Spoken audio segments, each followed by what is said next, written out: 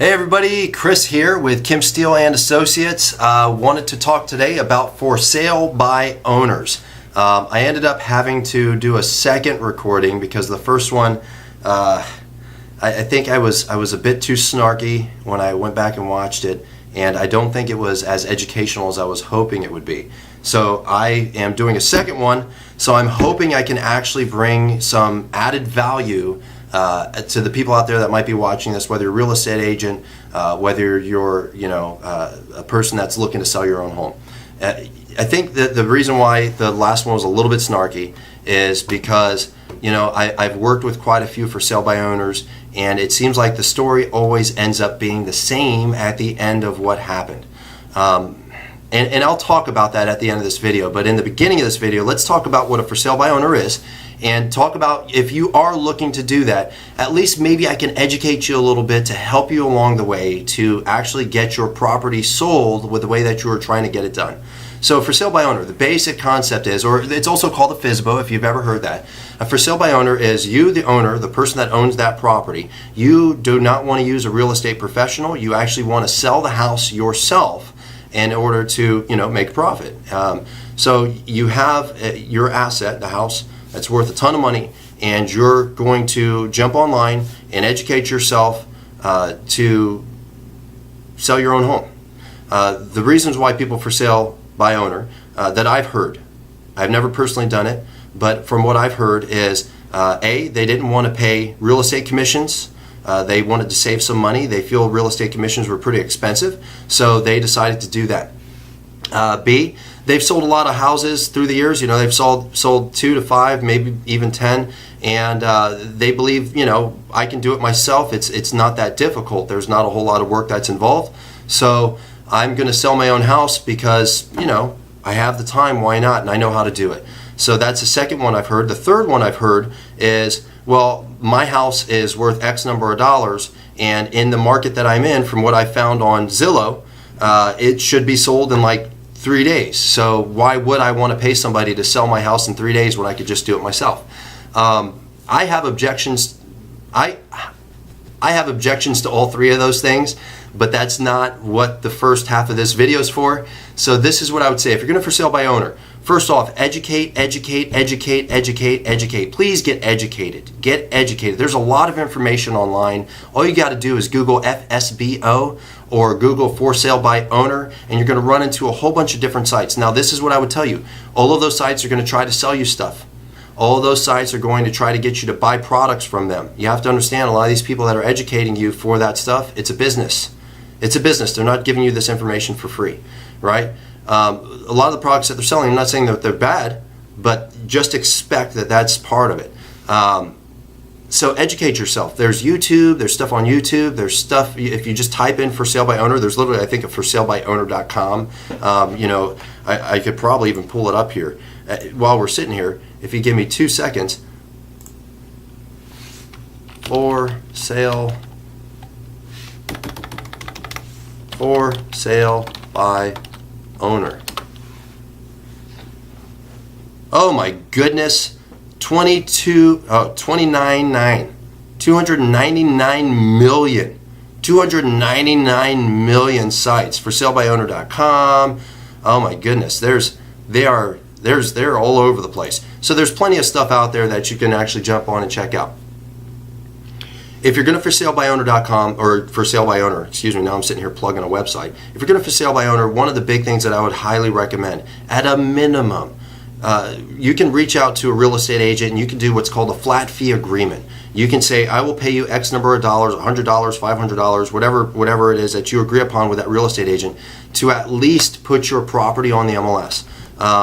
There was a time back in the 80s when people would, hang up a flyer of their property, and they would have to walk by in the window and say, oh, I love that house, let's go see it. That doesn't really happen anymore. A lot of stuff is all done online. If you put it in the MLS, a majority of the time it's going to syndicate to all these other websites. And I know you know it. Have you ever seen Zillow? It's a big deal. Trillia, there's Redfin, a whole bunch of different ones. So if it goes in the MLS, a majority of the time it's going to syndicate to these websites. Not always. Sandicor, which is the MLS here in San Diego, if a real estate agent is only in Sandicor, and they aren't in the CRMLS, which is Riverside, they aren't premier agents on Zillow or Trulia, then their property does not syndicate to Zillow or Trulia. Some for sale by owners will actually put in for sale by owner on Zillow, and you can actually upload your own stuff. But I'll give you a better tip. If you actually want to look like a real listing, go on to, there's a separate website that I've used. It's called Postlets. Jump on Postlets, right? And you can actually put your property in there. This is what a lot of investors will do if they're like wholesalers or something like that, or if they're trying to sell their own property. They'll actually go into Postlets and they'll drop that in there because it automatically syndicates to all the sites and it looks like it's a property that's for sale. So check out Postlets. I believe it's better than actually specifically going to these websites and putting it in as a for sale by owner. Just my opinion. I'd highly recommend that you do that. There's a lot of flat fee companies that'll do it for like 1% or less, and then you still need to figure out the commission if somebody brings a buyer. But that's, up to you. So we're already talking about, so let's talk about if somebody brings you a buyer, especially a real estate agent, they're usually going to be saying, they're going to look for, a commission for bringing that person that's going to purchase their home and do their side of the paperwork, the buy side of the paperwork, which is, there's a lot, it's involved. You're going to have to do your sell side of the paperwork. So that's your escrow, your title, you're going to have to deal with termite, so you got to get a termite inspection, a whole bunch of other little stuff like that. You're going to have to negotiate the request for repairs, etc. So you have to do your side of the paperwork, but the person that's bringing the buyer, you're going to have to sit down and negotiate. The minimum going rate right now is about 2.5%, but at the end of the day, it's all negotiable. You could sit there and say, well, I'm going to give you $200. If they choose to take that, great. If they choose not to, well, that's up to that agent. But you're going to have to keep that in mind. If you're going to for sale by owner, so first we talked about educate yourself. B, try to find a real estate agent, do a flat fee agreement so at a minimum you can get on the MLS. 3, be prepared to do your own paperwork and be prepared to actually pay a buy side of the commission if somebody comes. And then I would say the very last thing, marketing. If you don't know how to market, because that's, you don't do it for a living, I can at least give you some simple tips. I love social media. I do a ton of stuff. Go out and find a professional real estate photographer. Please, don't do it yourself. We see photos all the time where somebody has their finger like literally in their camera lens from their phone, and it makes your property look like garbage. Get a professional photographer. They can range anywhere from about $200 all the way up to $600 for if you have a nicer home, and get a professional real estate photographer. Don't get somebody that takes baby photos and claims that they do real estate. Real estate photography is an art. It really is. The photographers that we use, that's what they do for a living, full time. So get a professional real estate photographer. I personally love social media. You figure Facebook has 1+ billion people on it. You could do Facebook. You can drop it. You could do flyers, you could do signs, you could do all sorts of different things. So study marketing. If you don't know what to do for marketing, you could maybe hire somebody that could help you to do that. And there's a lot of different things you could do just on your own, word of mouth, calling people, sphere of influence, a lot of different things. So that would be my recommendation to you. Now, if I were to go and talk to the other side, I think what always concerns me about for sale by owners is a lot of the people I've talked to, and I told you the 3 reasons why I've heard people want to do it for sale by owner. One of the big ones is they want to save some money, and I get that. Everybody wants to save some money. My concern is, and it's just because I've experienced it, in the process of you trying to save money, you could lose a lot more than you think you are. Zillow. Well, Zillow said my house is worth this. First off, Zillow is never right. Zillow is not a person. Zillow has never visited your house. Zillow has never walked around and looked at it. Zillow does not sell homes every day in your market, in your specific area. And Zillow doesn't know how to get things sold because Zillow is it's an algorithm. It's a computer that's spitting out data by just kind of lumping in a whole bunch of stuff. So example, we're all through San Diego, North County, and South Riverside, but we physically live in Fallbrook. Fallbrook is a unique market, an extremely unique market. A house that's literally right next door to another house could be hundreds of thousands of dollars different in price. If you go to Temecula, that's not always the case. It's a little bit easier if you're doing it for sale by owner in somewhere like, where there's tract homes. If there's tract homes and on your block alone, you've had 5 different sales over the last 90 days and each sale has been the same exact price, if your house looks as good or better, it's probably about the same price or a little bit more. But this is the challenge. A lot of people can't see what their house really looks like because you've lived in it and you've put in the sweat equity and the check equity into your home, so you have an emotional attachment to you. So you end up overvaluing the property, which makes it not sell, or you undervalue the property because of a need, whatever that need might be. And the need that I've actually seen with for sale by owners is, well, it's not selling. I need it to sell for whatever reason, whether it's a death in the family, a divorce, you need to just move, you want to, whatever it is, and you end up undervaluing the home. And this actually happened in my neighborhood. I had a house right around the corner from me. The guy that lived there had passed away. I actually got a phone call to go over there, tried to resuscitate him. He didn't make it. And the family decided that they want to do it for sale by owner to save some money. They ended up valuing the home about $100,000 less than what it was worth because they wanted to save some money. So they didn't live anywhere in this area. They just looked on Zillow and it just blew my mind. I'm like, and the thing was, it's still sat. It's still sat forever. And then they eventually took an even deeper pay cut because the bargain hunters, that's where the bargain hunters are. They go after it, they attacked it, ended up getting the property at just a steal. I mean, you might as well have just sold it in cash to an investor. It's pretty much the price that they sold at. And they still ended up having to pay all of the fees that came along with it instead of letting an investor pay for all the closing costs, which was wild. But, so they thought they really did well. But in turn, I remember I sat down and did the math one day. If they had used a real estate professional, they would have probably netted another $68,000 on top of what they sold it for. Netted. Which just was mind-blowing to me. But, everybody's got their thing. So this is what I'd say. If you're going to for sale by owner, educate yourself. If you're going to for sale by owner, I would highly recommend, at a minimum, just interview a few real estate agents. There's no harm in it. Call up 3, do your research on your real estate agents. Don't just look in the phone book. Actually research them. Jump online, put in people's BRE numbers, see what kind of products, how many homes have you sold? Have you seen them prominently in the area, in that specific area where your house is? And then sit down and interview 3 of them. Tell them exactly where you stand. Like, look, I'm looking for sale by owner, and this is why. I'm thinking I'm going to for sale by owner because I think you guys get paid too much. I'm going to for sale by owner because I think I could sell it myself. I'm going to for sale by owner because I think I know enough about real estate, and go from there. And then let them try to deal with your objections and either sell you on why you should work with them or not. I would highly recommend that you at least interview 3 different agents, and if you still feel at the end of that you can do a better job on your own, then hey, go at it. What I would say, if it doesn't sell and you start getting to a point, remember those 3 people that you talked to and maybe give them a ring. So overall, the reason why and I'm not negative on for sale by owners because I'm a real estate agent. I'm negative on for sale by owners because I just look at the stats, the statistics. Almost all, 80+% of the people that for sale by owner end up listing with a real estate agent anyways.